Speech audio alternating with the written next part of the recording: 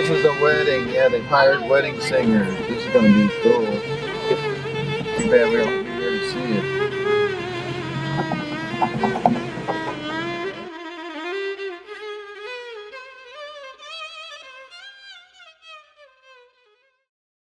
All right, Miss Linda, what is God doing in Beirut? Well, I would say he's doing a lot in Beirut and in Lebanon as a whole. I am really appreciative of the different places and the different people that Ken and Carrie Miles have structured into our divine community so that we have seen many different faces of God working. I'm just blown away by it. I really am. Because on the media in the United States, all we get is terrorism. And this place is just humming with God's activity. I'm telling you, the camp was wonderful. The outreach they have to the kids from Iraq that came over, the church up in whatever the name of that other town was that we went to. I was just blown away. And then Sat 7 today, I mean the link that they go to do a fantastic job. I was just blown away by it. I think they're sometimes miles ahead of us. Let's go. Yeah.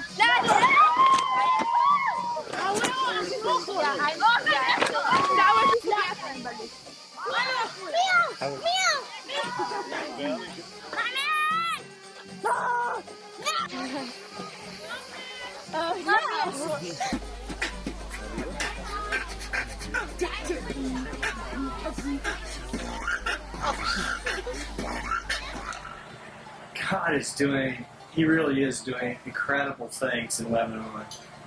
He is moving through people's lives. He is bringing people to himself through miracles, through visions.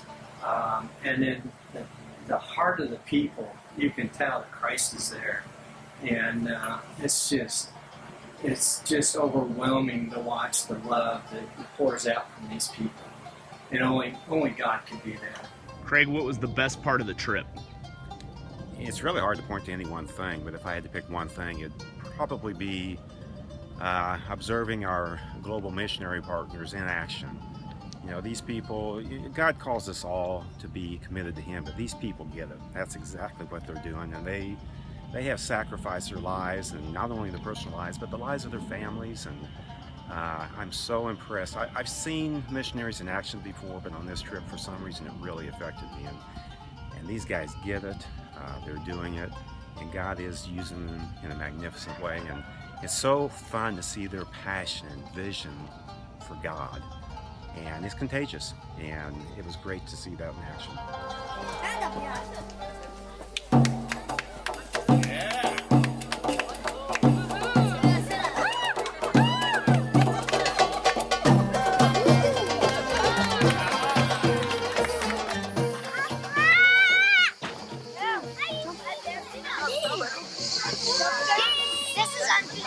Hey, everybody at this table say John Cena. John Cena.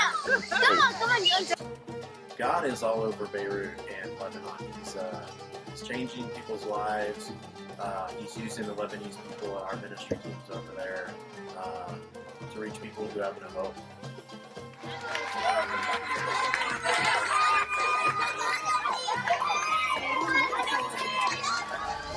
The church has been, it's working here too, and it's not just something that's in America. It's here, and it's living, and it's growing, and it is like it's different, but it's the same.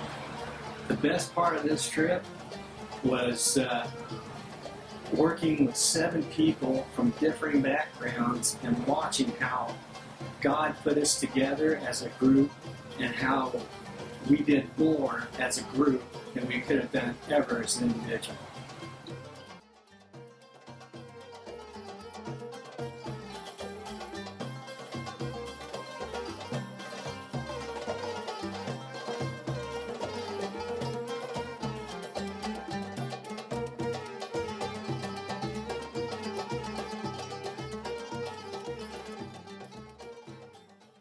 I have been surprised by a lot on this trip, mostly of how modern Beirut is and how it's not all, it's not just like tents and little huts. It's like none of that. It's like big buildings and apartments, and it's like a lot of people, and it's very modern.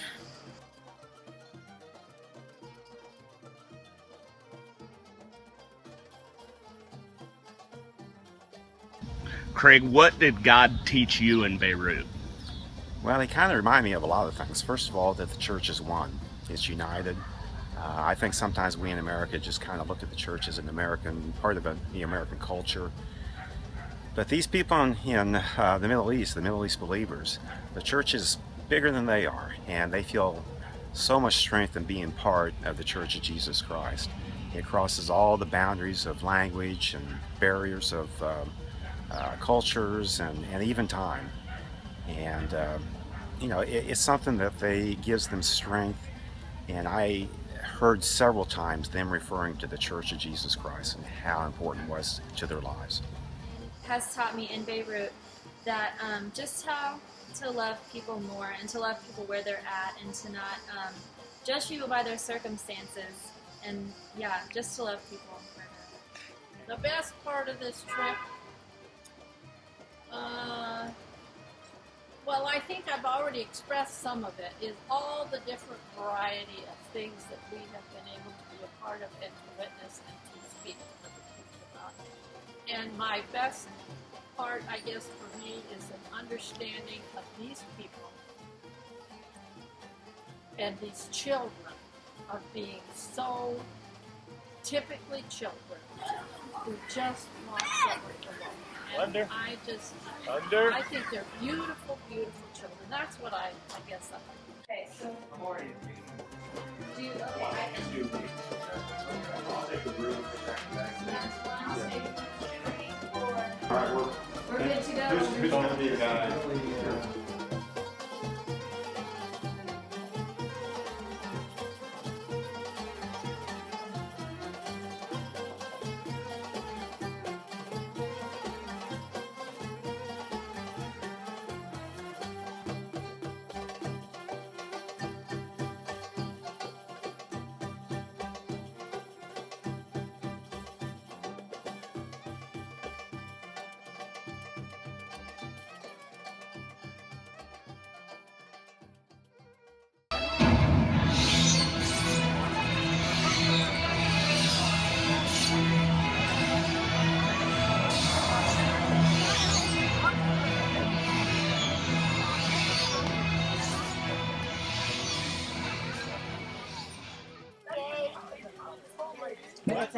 What did God want Jonah to do? شو كان بده الله من جونا يعمل يونان يعمل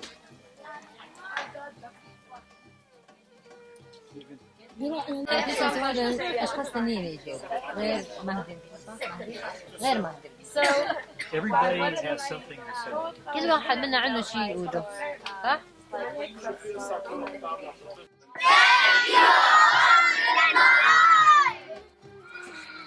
You know,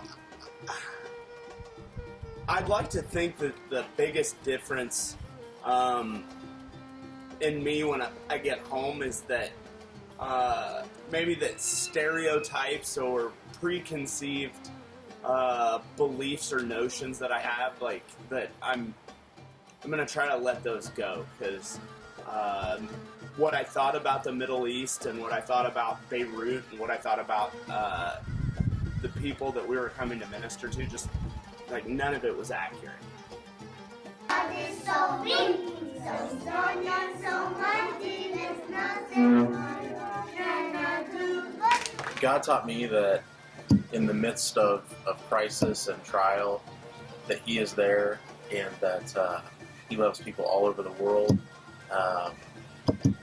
and that He can help people overcome any circumstance, and He can change lives halfway around the world.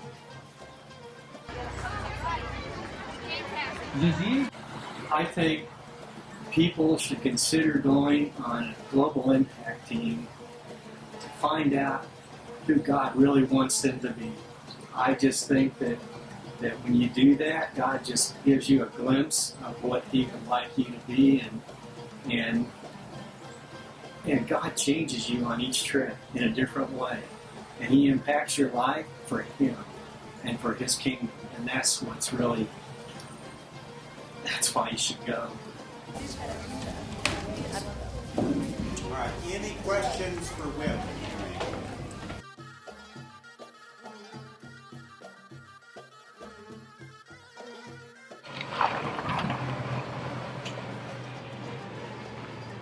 Trips, what do you do without? Hanging on something. And I provide nothing but the best, and still there's complaining.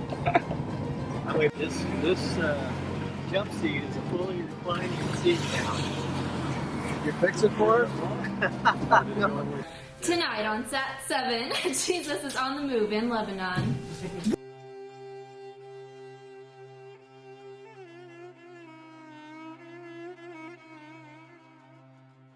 Craig, why should people consider going on a global impact trip this year?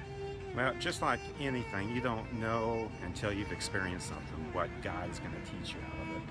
And I've been on many of these trips before, and each time I come back totally with a different experience than I ever imagined I would have. And God always uses something to speak to me during the trips, and even years later after the trips, there's something that I can pull out of that and apply to my life and my relationship with Christ. So it's important to experience these things. God has been saying a lot, and I think right now He's saying so much that I'm really concerned about whatever's going on over there. No, God's been saying to me that He loves people. He loves all people, and that I should too. That's what the central message I've been getting from God on this trip.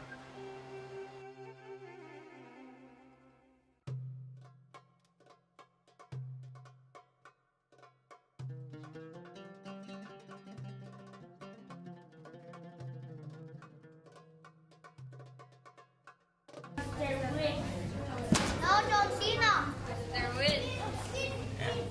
John Cena.